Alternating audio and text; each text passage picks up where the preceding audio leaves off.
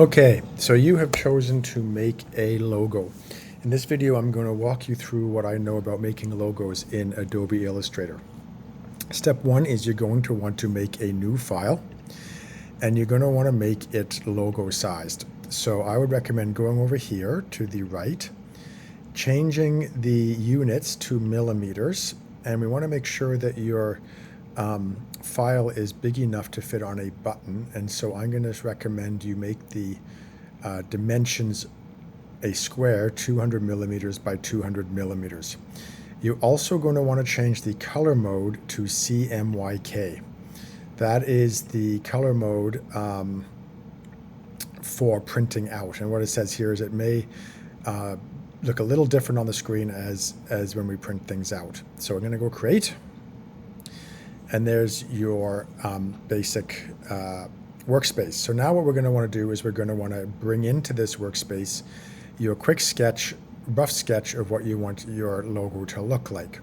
So I'm going to upload a very quick one I did the other day. So what you're going to do is you actually want to go File, Place. You're going to be placing that logo in this space. And this is the one that I did in my sketchbook the other day. And I'm going to, now, this is very important.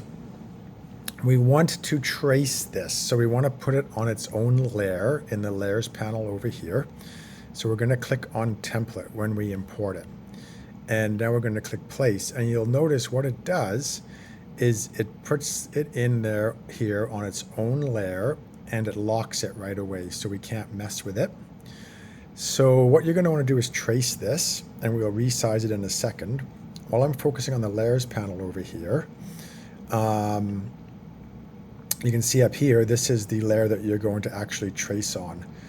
So what we can do, and and if you ever want to add more layers, you just go up here to the three lines and click new layer.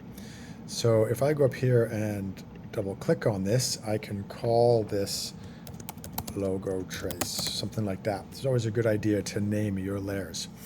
Okay. So over here, we can see that if you pinch on my trackpad, I can just zoom out, and then two fingers on my trackpad allows me to pan around. And I can see that my imported image is way too big for my artboard at the moment. Now, if I try to resize this right now, I can't. That is because it's locked. So I need to unlock it. Hold down the Shift key, click on my trackpad, and now I can change the size of this. Now, the reason that happened is because I let go of the Shift key first. So I'm going to Command Z, and I'm going to hold down the Shift key.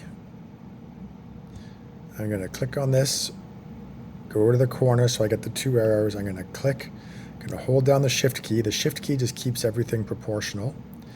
Now I'm going to keep my finger on the Shift key, and I'm going to let go with my thumb on the trackpad, and it'll keep the same dimensions.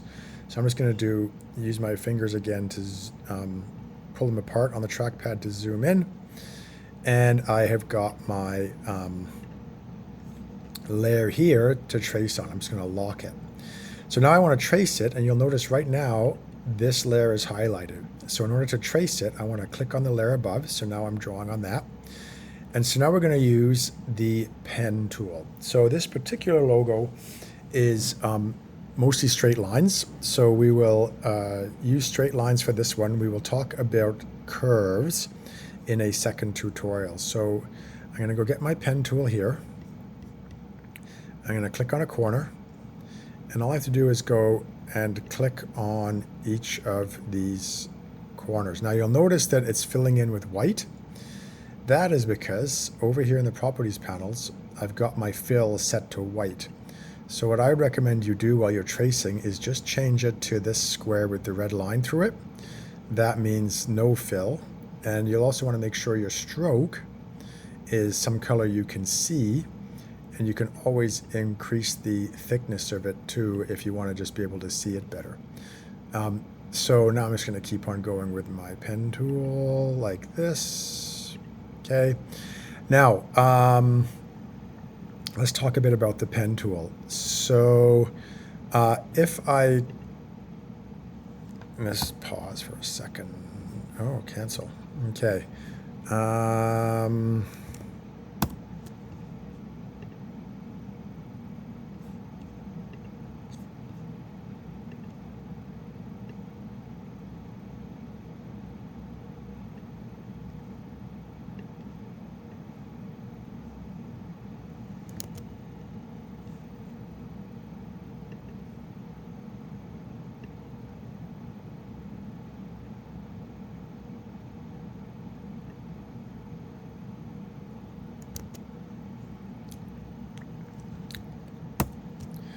So while the pen tool does straight lines really well, it can also do curves. This takes some practice, and I will set you up with some other tutorials later for practicing. If you click and drag, you will get these handlebars with the pen tool. And what you'll notice, and so you can drag the cursor away from the point you clicked, and you'll see the handlebars get further and further away. Where the end of the handlebars is, that's where the curving is going to happen. So you can see if I move it in here, the curving's lower down. If I move it up here, the curving's higher up. And then when I drag it to the side, that actually dictates the curve. So I could, if I wanted to make this a curve here, I could do that. And now what you'll notice, however, is that the next, what the pen tool tries to do is it tries to complete the curve. So you can see here, I can't do that straight line at the bottom there. What I can do, if I click on the anchor one more time, it becomes a square, and now I can do a straight line again. So the pen tool has lots of options for straight lines and curves. So now I could go and I could repeat the same process with these lines here, but I'm going to try something a little bit different. I'm going to go up here to my selection tool, and you'll notice when I hover over it, it shows you what it does, and each tool will do that. And it'll also show you the keyboard shortcut. So you can see here, V turns on the selection tool. So if I just hit V on the keyboard, I get the selection tool, and now I'm going to go Control Command C, whoops. I think I selected the whole thing. I'm just going to drag a box over it to select the whole thing, and we can copy it, and now we can paste it. And so now I've got a second copy of that. Now I'm going to hold down the Shift key. I'm just going to make it smaller, and I'm just going to move it over here. And maybe we will squish it up a little bit there and there. And like that. So this is one option. Okay. And it's a good chance for me, if I click off to the side here, it'll deselect that. Now, that's the general selection tool. You can also go and get your direct selection tool.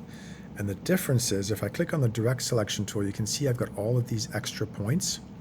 So what this means is if I wanted to, I can actually play around with the shape more. Because you can see here, I kind of want it to fit in like this more. So you can use the regular selection tool to make like select shapes and move them around, and then you can use the direct selection tool to make actual changes to the letters. Okay, so I'm going to pause for a sec and just do a little bit more work without you having to watch me do everything.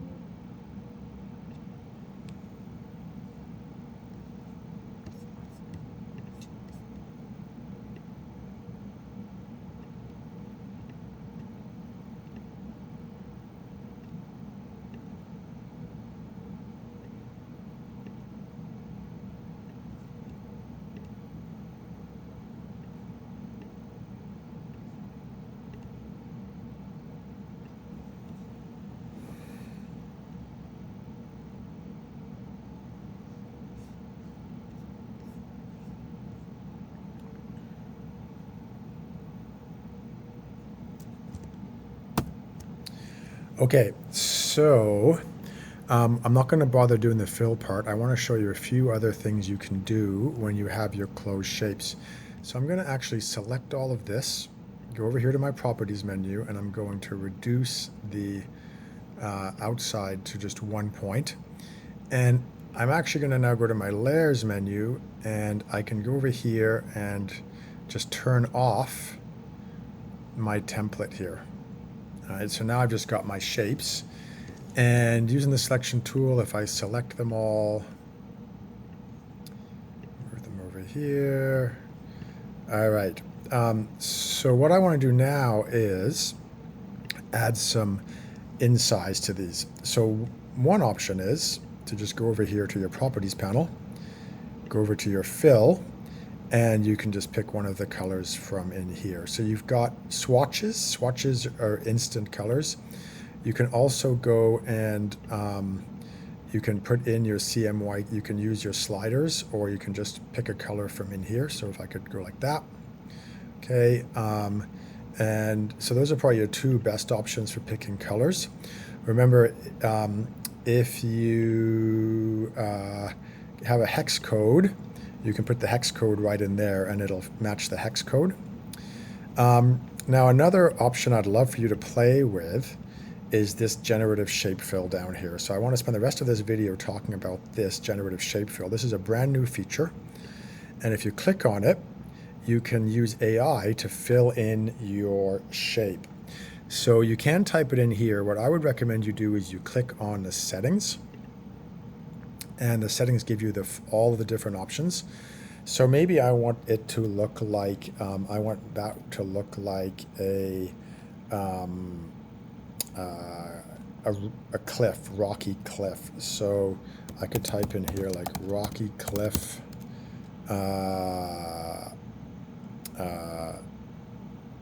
and maybe we'll just leave it like that. You've got options down here to pick the kind, to add different pictures that you can use as style references. You can add different effects. You can play around with color and tone. But I would suggest you just play around with it first. So I'm just going to click generate. And it'll just take a second.